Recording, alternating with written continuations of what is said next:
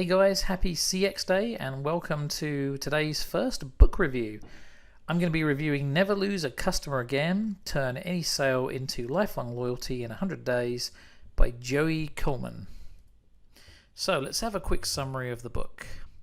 So what this book essentially does is it starts out making the case for focusing on retention.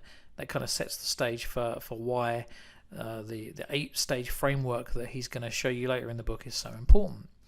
He uses an example with 2 different startup companies, just taking numbers and extrapolating them, and he basically shows how, the first startup has a 5% churn rate, the second has a 20% churn rate, and how over time, in this case 5 years, it makes a huge difference. In fact, the actual difference is a 280% difference in valuation.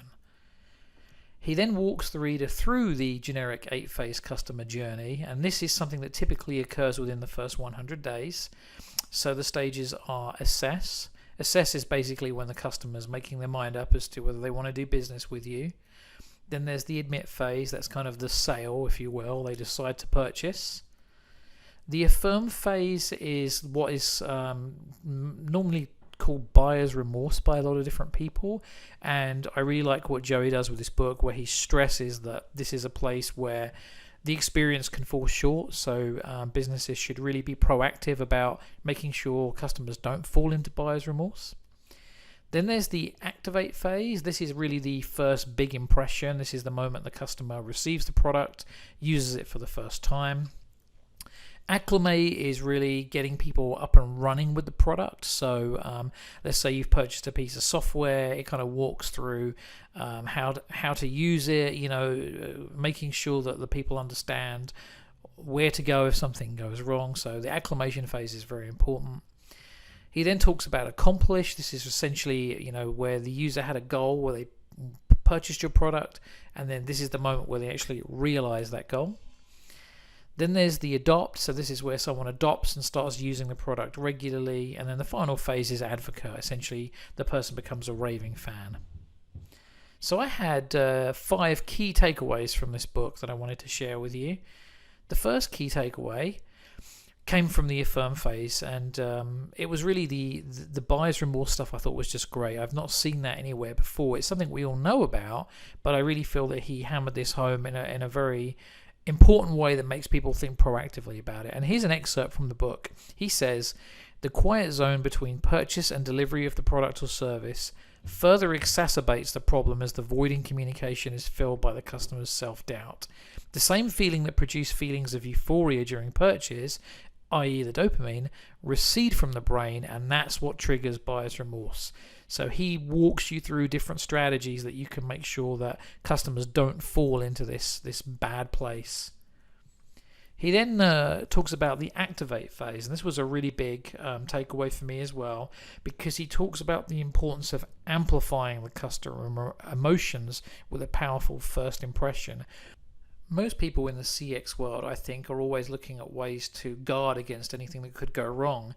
But there's a really great opportunity with this phase to actually amplify the emotions. And that really kind of paints the picture of what it's going to be like to work with you and gets the excitement really going. A lot of times, that people will have unboxing videos that you'll see on YouTube. People will share really great, delightful first impressions on social media. So this is a really good opportunity to kind of exploit those kind of activities. Another important takeaway was the acclimate phase. I'm going to read you a quick passage here. He says, "In the acclimate phase, the customer learns how the organization does business. The customer needs to get familiar with the various interactions that occur during the relationship. Businesses typically deliver their product or service dozens, hundreds, thousands, or millions of times, so they assume everyone knows the process and what will happen next."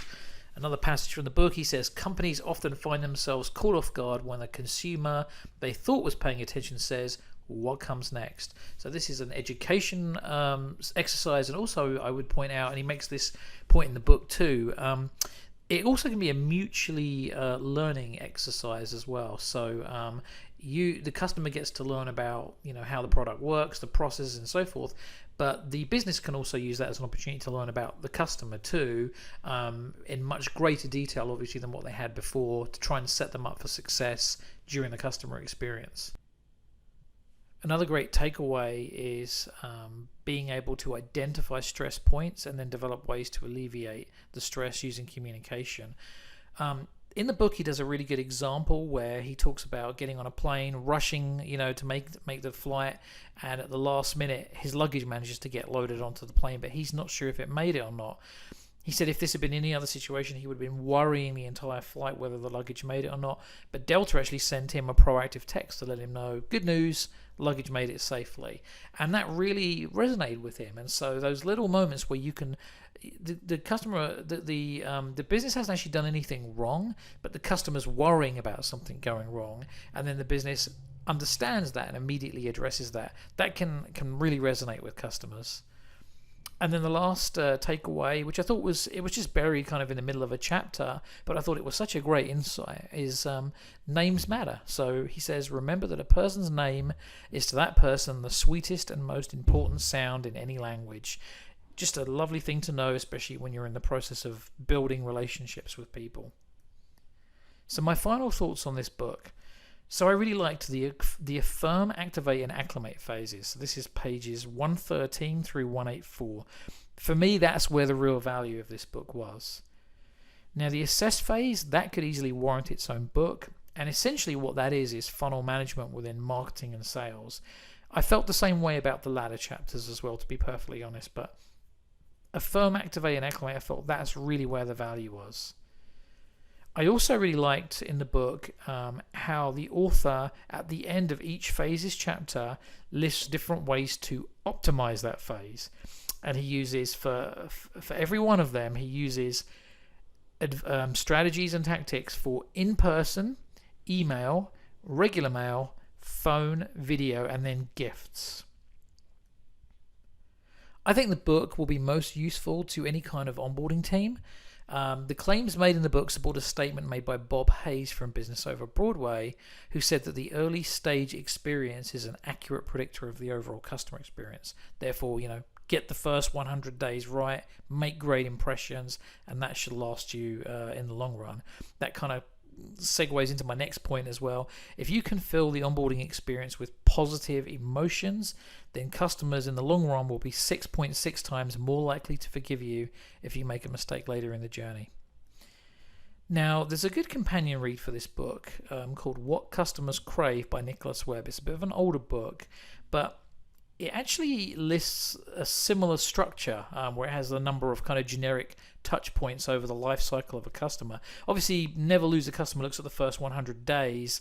Nicholas's book kind of looks on a broader view, but the two of them kind of match up quite nicely. So I'm going to go ahead and do a little deep dive here to show you ways the books overlap and some of kind of the different insights that they have. So What Customers Crave talks about a number of touch points in a customer journey, and I noticed that there was some overlap with the stages mentioned in the book Never Lose a Customer Again. So I kind of wanted to talk about those, and I actually will read a passage from What Customers Crave as well. So let me just pull my book out here. I've got this right next to me. So the pre-touch moment listed in or What Customers Crave is actually the same as the assess moment in Never Lose a Customer Again. And the first touch moment maps quite nicely to the activate phase. However, there's a slight difference here with the last three. So there's one called the core touch moment. Nicholas Webb says, your customer is now living with your product, brand, or service. You need to deliver the goods day in and day out. You have to keep reinventing great ways to serve all customer types throughout the relationship. He goes on to say, the core experience, like all touch moments, is composed of granular micro moments. The details depend on your individual business, but in a nutshell, it's all about how easy it is to do business with you on an ongoing basis. So this is something I thought was pretty interesting, and I think that it can, it's not exactly the same as Accomplish. It's similar, but Accomplish really looks at the job to be done that the person purchased your product for and the moment they achieve that. Core Touch really talks about day-to-day operations, those small little things, those micro experiences. Nicholas Webb also talks about the last touch moment. He says, the last touch of a particular experience is the final moment the customer has with a product or service. He says, obviously, you would hope that never actually happens. But he says, you send the customer off with a memorable goodbye that makes them want to come back. And that's certainly something that's not considered in Joey Coleman's book, because he's looking at keeping the customers on for good. That doesn't always happen in the real world, unfortunately. And then the final thing that's mentioned in What Customers Crave is the in-touch moment. Nicholas Webb says, this is how and when you stay connected with your customers after their experience with you has ended. You must approach this with an absolute commitment not to sell them anything, but rather to consistently and pleasantly provide them with ongoing value. So I think that between these two books, they both kind of, carve out nice sections of a generic customer journey. Obviously, you map your own experiences that are particular for your own business, but I think that these two complement each other quite nicely, and I do like the overlap as well, because you can get different insights from the two different authors. So I hope that was useful. If you guys want to see any other book reviews, drop me a line at support@ccxpexamsimulator.com, because I'm going to be making this a regular thing now. So happy CX Day, and I'll see you for the next book review soon.